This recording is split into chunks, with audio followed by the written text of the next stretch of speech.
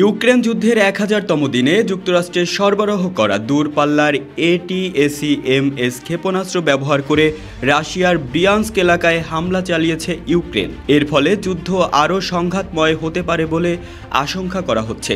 গতকাল মঙ্গলবার ইউক্রেনের পক্ষ থেকে প্রথমবারের মতো রাশিয়ার ভেতরে ATACMS ক্ষেপণাস্ত্র ব্যবহার করা হয়। রুশ প্রতিরক্ষা মন্ত্রণালয় জানিয়েছে, ব্রিয়ানস্ক এলাকায় 5টি ক্ষেপণাস্ত্র ছোড়া হয়, যার লক্ষ্যবস্তুকে আঘাত হানার আগেই ধ্বংস করা হয়। তবে ক্ষেপণাস্ত্রের ধ্বংসাবশেষ থেকে একটি সামরিক স্থাপনায় আগুন ধরে যায়। এতে হতাহতের কোনো ঘটনা ঘটেনি।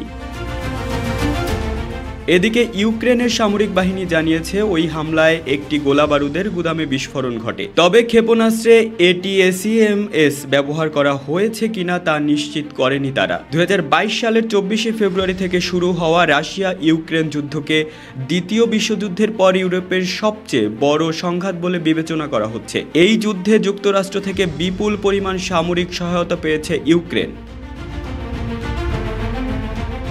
বিশ্লেষকদের মতে, এ ধরনের হামলা সংঘাতকে আরও জটিল করতে পারে। রাশিয়া আগেই হুঁশিয়ারি দিয়েছিল যে তাদের ভূখণ্ডে হামলা চালালে পরমাণু অস্ত্র ব্যবহারের মতো পদক্ষেপ নিতে পারে। এদিকে রাশিয়ার প্রেসিডেন্ট পুতিন তাদের পরমাণু নীতিতে পরিবর্তন এনেছেন। নতুন নীতিতে বলা হয়েছে, পরমাণু অস্ত্রধর কোনো দেশের সহায়তায় রাশিয়া হামলা হলে তারা পাল্টা আক্রমণে পরমাণু অস্ত্র ব্যবহার করবে। এ পরিস্থিতিতে ইউরোপ ও বিশ্বজুড়ে উত্তেজনা বাড়ছে। ইউক্রেনের প্রেসিডেন্ট ইউরোপীয় পার্লামেন্টে ভাষণ দিয়ে জানিয়েছেন, যুদ্ধ এখন এমন এক পর্যায়ে পৌঁছেছে যেখানে জয় নির্ধারণ করা হচ্ছে। তিনি বলেন, আমরা শত্রুদের হারিয়ে জয়ী হব, নয়তো ইউক্রেন ও ইউরোপীদের বিরুদ্ধে শত্রুর জয় হবে।